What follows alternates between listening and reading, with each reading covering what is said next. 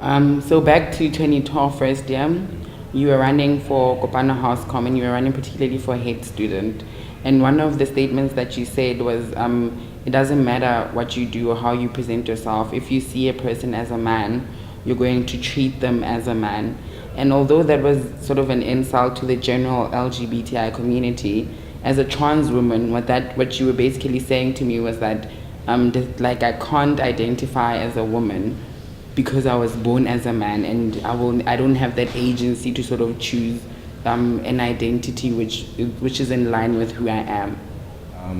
Okay, so as a Zimbabwean man, you grew up in a society that obviously vilifies not being heterosexual. Anything that's not heterosexual is abnormal, and there are a lot of mob justice and a lot of violence that a lot of LGBTI members go through.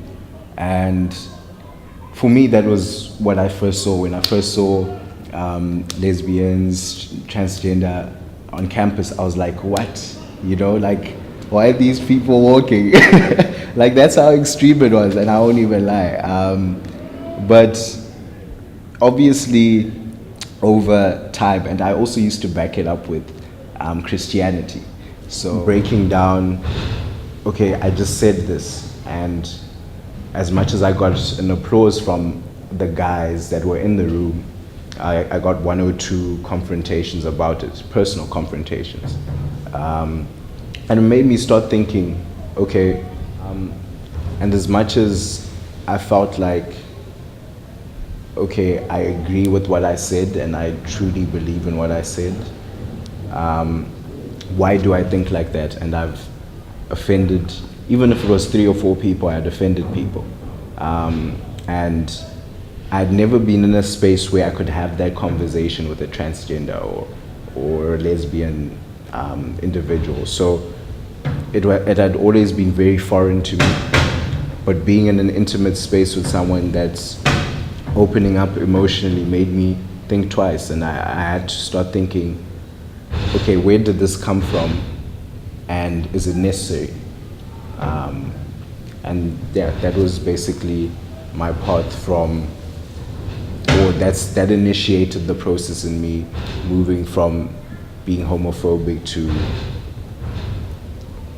I don't know, being accepting of people's differences.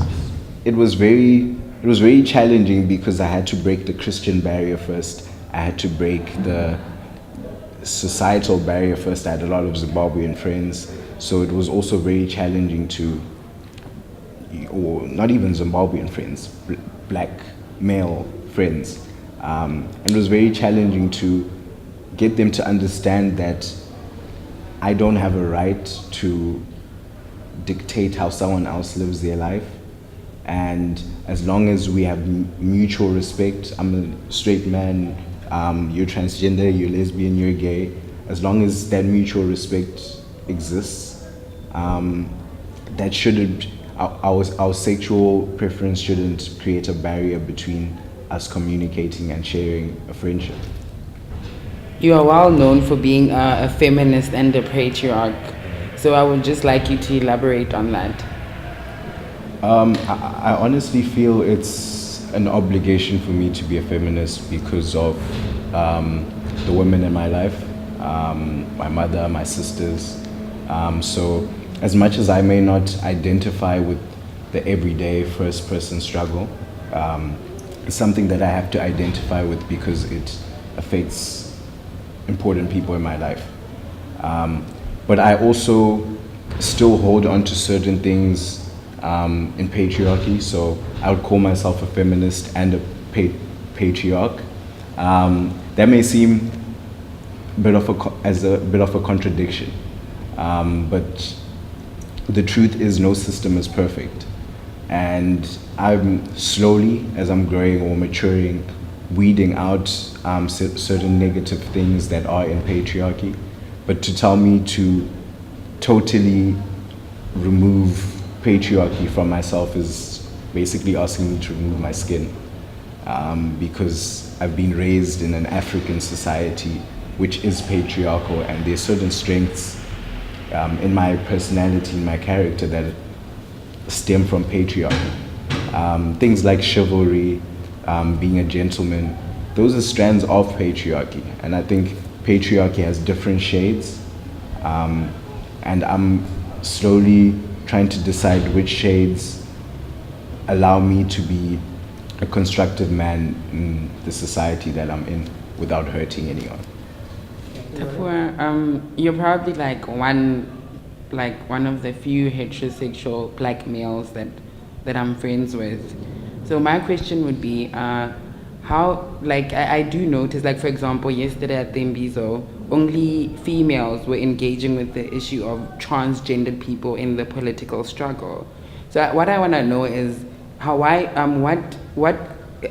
benefit is there to males or black males in terms of engaging with this issue? I think I personally feel to come into this space, a university setting, and not challenge your mindset is a waste of the experience.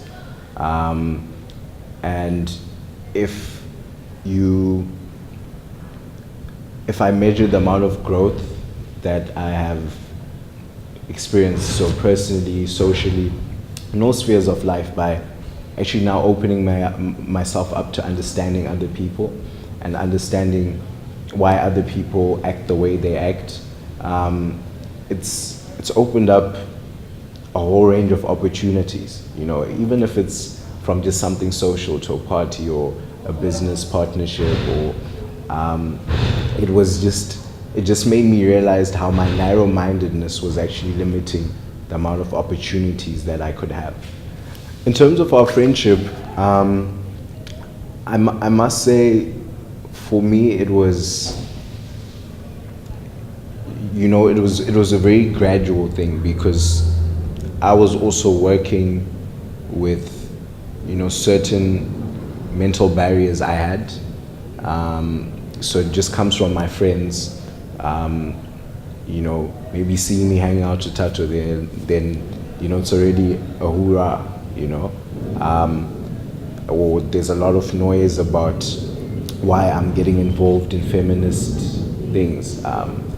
And one thing I've realized, maybe being a guy that's in these spaces as the only guy, sometimes when you begin to believe in something, you can walk alone for quite the distance, but you end up seeing a lot of other people starting to look at that and also starting to follow or starting to open up to the idea.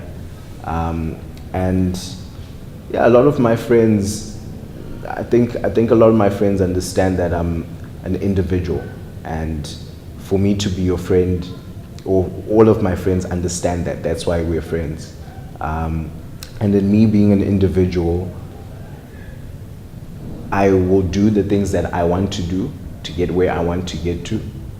And if your friends see certain positive traits in you doing certain things that they thought were wrong, they automatically, I don't know if we can call it peer pressure or whatever, or a positive peer pressure.